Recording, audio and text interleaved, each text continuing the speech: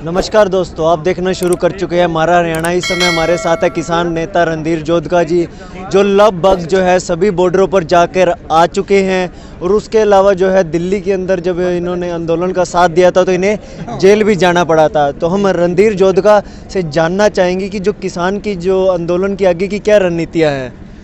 देखो, आंदोलन हमारा सुचारू रूप से है और आंदोलन को तेज करने का काम करेंगे। हमने गांव-गांव में, कल जैसे आपने देखा होगा, मैं कंगनपुर में एक प्रोग्राम कर रहा था, उसको चैनल वाले भी आए थे, कुछ जो ये इलेक्ट्रॉनिक मीडिया वाले भी, और अपने भी कुछ साथी थे वहाँ, सोशल मीडिया वाले भी।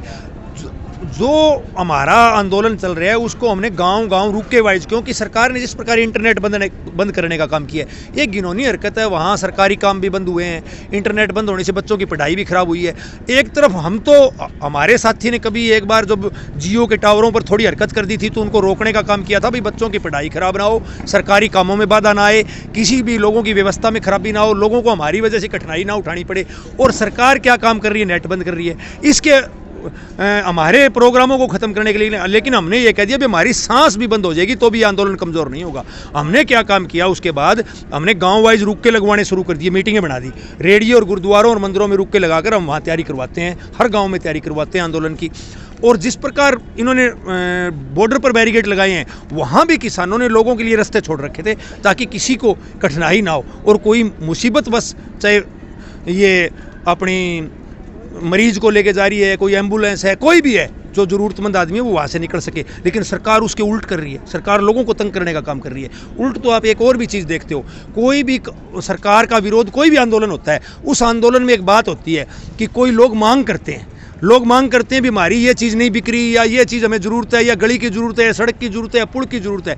जबकि अब की बार वाला आंदोलन एक अलग ही है कि सरकार से हम ये मांग कर रहे हैं भी तुम ये कानून ले आओ, ये हमारे लिए ठीक नहीं है, तो फिर भी सरकार वापस नहीं करती। देखो भाई, कोई चीज़ अगर हम बात करें वहाँ पर जो आसपास के जो गांव है, लोगों है, कहीं ना कहीं वो परेशान हो रहे हैं, लेकिन वो फिर भी साथ दे रहे हैं, उनकी हिम्मत को आप क्या कहेंगे? देखो, मैं उनके जज्बे को सलाम करता हूँ। हिम्मत नहीं, उन्होंने जिस प्रकार से कठिनाई में जो सहयोग किसानों का नहीं, पूरे देश के लिए। मैं उन गाँव में गया हूँ, नज़दीक के गाँव में मैं जाखोदा गया, मैं राहोद रोल जो टोल प्लाजा है वो गाँव के नाम से, उस गाँव में गया। मैंने 4-5 गाँवों का, बादली हल्के के 4-5 गाँवों में मैंने विजिट किया उस टाइम आंदोलन के दौरान। अभी 7-8 दिन पहले की बात है। मैंने उनसे पूछा भी हमारी वजह से आपको बड़ी तकलीफ है? वो कहने लगे आपकी तकलीफ से बड़ी तकलीफ ये है कि अगर हम हमारी बात सच्चाई नहीं रख सके तो आने वाला टाइम ऐसा होगा कि कोई भी सच्चाई नहीं रख सकेगा। और हिंदुस्तान जिस प्रकार नोटबंदी में सारा खजाना हमारा, आम आदमी का और सरकारी खजाने को भी नुकसान हुआ है, वो सारा निकाल के कारपोरेट घराने वाइट मनी करके ले गए, उसी प्रकार इन कानूनों के द्वारा सारा कुछ हमारा लूट लेंगे। हमारा उपभोक्ता भी मारा जाएगा, किसान भी मारा जाएगा, और सरकार की जो मार्केट फीस है वो भी खत्म हो जाएगी। तो सरकार की मार्केट फीस खत्म हो जाएगी तो हमारे भारत के अंदर विकास कहाँ से होगा? ये लड़ाई तुम्हारी अकेलों की नहीं है। इस लड़ाई में हमें कठिनाई उठानी पड़े तो भी हम उठाएंगे, आपका हर आदमी का साथ देंगे। ये लड़ाई देश को बचाने की लड़ाई है, विचारधारा की लड़ाई है। अगर बात करें जैसे सही गलत के बयानों की, तो सिरसा के कुछ बीजेपी के नेता ने ये बयान दिए कि 26 जनवरी को जो हुआ गलत हुआ, तिरंगे की कई नेताओं ने सम्मान यात्रा निकाली, लेकिन जब वहाँ पर किसानों के लिए 13 लेयर की सिक्योरिटी बना दी गई, किले लगा दी गई, तब उनके कोई बयान नहीं आते, तो क्या कहेंगे? देखो, मैं आपको एक तो आपके चैनल के माध्यम से आपका धन्यवाद भी करता हूँ, आपने बड़े बढ़िया सवाल पूछे। बात ये है जी, जो लहरें लगाई उनके बारे में तो बीजेपी के नेताओं या जो बिका हुआ मीडिया है, कुछ मीडिया अच्छा दिखा रहे हैं, उसमें चैनलों में भी 1-2 चैनल ठीक बात दिखा रहे हैं, वाजिब, लेकिन वो बिल्कुल झूठ दिखा रहे हैं। उसके बारे में एक मैं आपको बताऊं, मैं नवंबर में मैंने गिरफ्तारियां दी जाके दिल्ली, जब पंजाब से चले थे, और वो मैंने इसलिए दी कि हरियाणा में आंदोलन थोड़ा सा तेज नहीं था, खास करके मेरे जिला सिरसा में तेज नहीं था। तो मैंने वहाँ गिरफ्तारी, पहले दिन मैंने अकेले ने गिरफ्तारी दी 24 की रात को।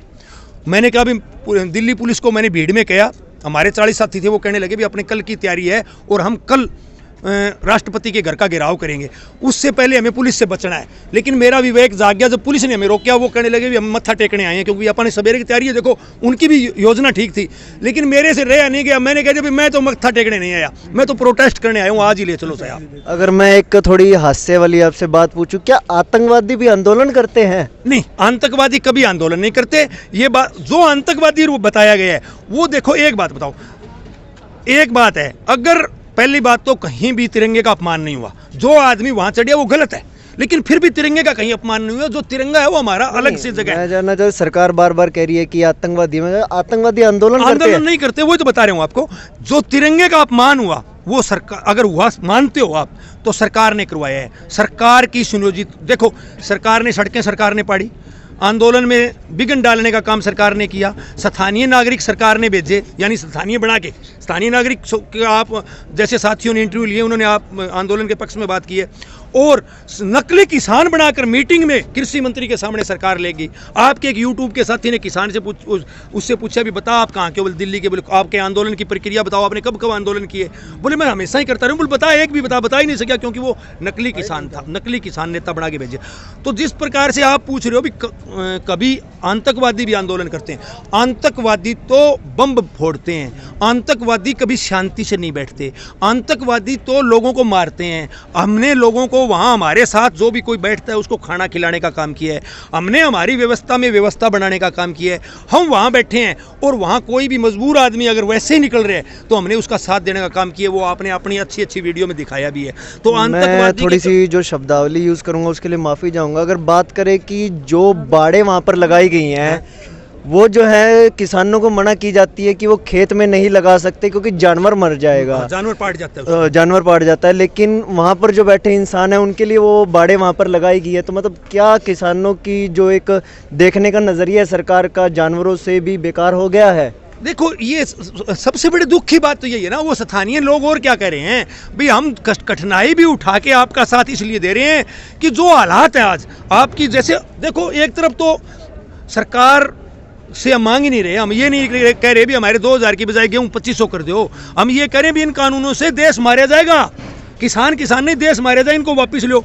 और उसके बाद जिस प्रकार की हरकतें हो रही है, चाहे वो बैरिकेड लगाने की बात है, बाड़े लगाने की बात है, या जो मुकदमे लगाने की बात है, वो इस प्रकार से दबाया जा रहा है कि आप इस देश का नागरिक ही नहीं है, इस देश के नागरिक की आवाज ही नहीं है, और इस देश का कोई भी नागरिक नहीं बोलना चाहिए। जो नागरिक आवाज उठा रहे हैं उनके ऊपर उन धाराओं के अकॉर्डिंग मुकदमे हो रहे हैं जो आतंकवादियों पे लगती है। प्रजातंत्र ही नहीं है जी, राजतंत्र भी नहीं है, राजतंत्र में भी सुनाई होती है, ये तो प्रचार तंत्र है, एक तो फांसीवाद है, एक प्रचार तंत्र है। इसमें उनका जो प्रचार का सिस्टम है, सरकार का जो प्रचार कर रही है मीडिया, उसी मीडिया को सपोर्ट करती है, उसी पर मुकदमे नहीं बनाती, उसको बहुत ज्यादा बेनिफिट भी देती है।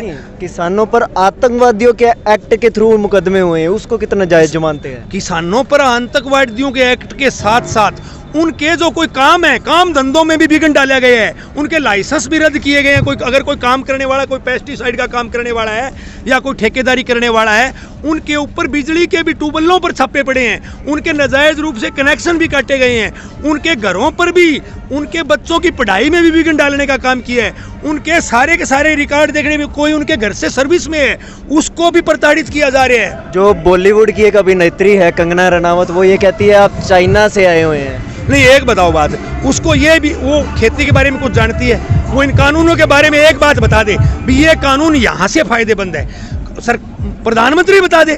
आज तक आपके देश का प्रधानमंत्री कभी लोगों के बीच में आके बोले है? नहीं बोले। क्यों नहीं बोले? क्योंकि उसको पता ही नहीं है, उसको तो वो ही बुलाएंगे कारपोरेट घराने, उतना ही बोलेगा। नोटबंदी से देश को खत्म हुआ और जनता को भी नुकसान हुआ, फिर भी नोटबंदी आई, फायदा सिर्फ उन कारपोरेट घरानों को था। उसी प्रकार ये कानून है, और प्रधानमंत्री सिर्फ उनकी भाषा बोलता है, प्रधानमंत्री को देश से कोई लेना देना नहीं। तो जैसे कि हमने कई सवाल जो है जनता के आगे रखे, लेकिन हमारा एक सवाल अभी भी जो है हम बार बार हर किसी से पूछते रहेंगे, क्या आपने कभी सुना है कभी आतंकवादी भी आंदोलन करते हैं? हमारी सरकार या सरकार के भेजे हुए प्रोपेगेंडा एक ही चीज़ दिखाता है, एक किसान नहीं, एक आतंकवादी है। लेकिन आतंकवादियों को आंदोलन पर बैठते हुए ये पहला देश भारत होगा जहां पर आतंकवादी भी आंदोलन पर बैठा दिखाई देगा।